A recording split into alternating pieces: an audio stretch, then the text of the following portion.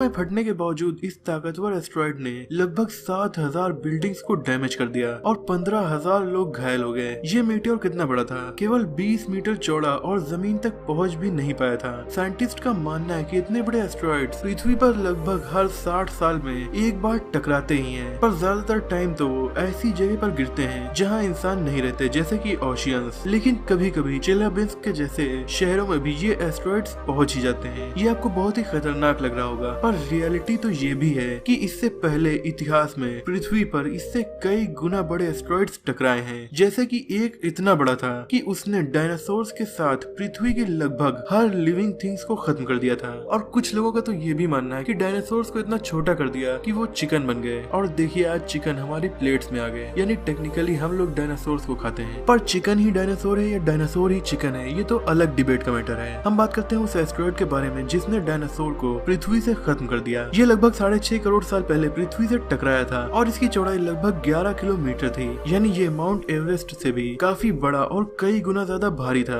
सोचिए mount Everest 44,000 kilometre per hour की रफ्तार से पृथ्वी से टकरा जाए तो क्या होगा। उस डैमेज का अंदाजा लगाना भी मुश्किल है।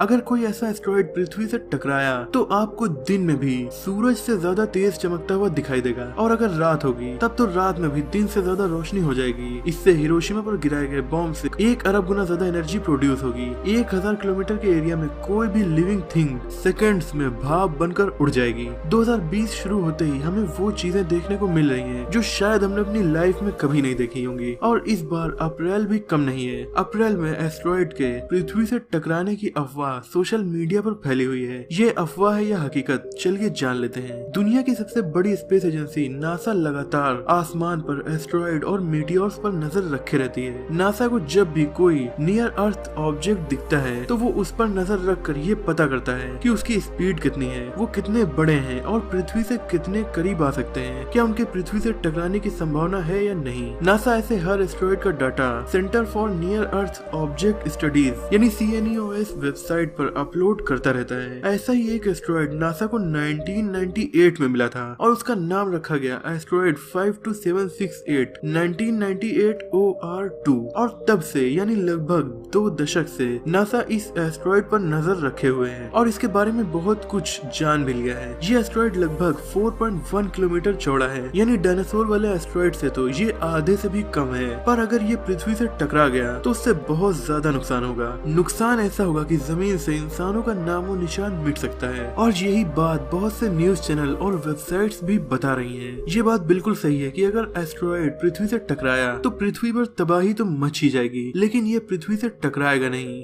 फिलहाल तो नहीं। नासा के मुताबिक ऐसे कोई भी चांस नहीं है कि ऐसा कोई एस्टेरॉयड अप्रैल 2020 में पृथ्वी से टकराने वाला है। और इसके बारे में नासा के एस्टेरॉयड वॉच के ऑफिशियल ट्विटर अकाउंट ने ट्वीट करके लोगों को बताया है कि 29 अप्रैल 2020 को एस्टेरॉयड 1998 OR2 पृथ्वी से 62 लाख किलोमीटर की दूरी से सेफली निकल जाएगा और इससे हमें कोई नुकसान नहीं होने वाला है। यानी इन अफवाहों पर ध्यान देकर टेंशन लेने वाली कोई बात नहीं है। पर क्या आपको पता है कि हमारी पृथ्वी पर हर दिन लगभग 100 टन स्पेस मटेरियल आता है, जिनमें ज्यादातर तो ये पार्टिकल से होते हैं। और लगभग 10,000 सालों में एक बार 100 मीटर चौड़ा एस्टेरॉयड पृथ्वी से टकराकर थोड़ी बहुत तबाही मचा ही देता है। लेकिन लाखों सालों में एक बार औसतन ये घटना होती है जब 1 किलोमीटर से ज्यादा चौड़ा एस्टेरॉयड पृथ्वी से टकरा जाता है और ऐसे में तबाही पूरी दुनिया में मचती है। उस टकराव से निकले गुबार और पत्थर पूरी दुनिया में ऊपर तक फैल जाते हैं और एसिड रेन होती है। गुबार की वजह से सनलाइट भी नहीं दिखाई देती, जिससे पेड़ पौधे भी खत्म हो जाते हैं और जो पत्थर टकराव से ऊपर गए होते हैं वो आग बनकर वापस बरसते हैं। ये तबाही बेहद खतरनाक हो सकती है, पर फिलहाल इंसानों को ऐसी किसी भी चीज का सामना नहीं करना पड़ा है। नासा ऐसे लगभग 20,000 ऑब्जेक्ट्स पर नजर रखे हुए हैं और उनमें से कोई भी पृथ्वी से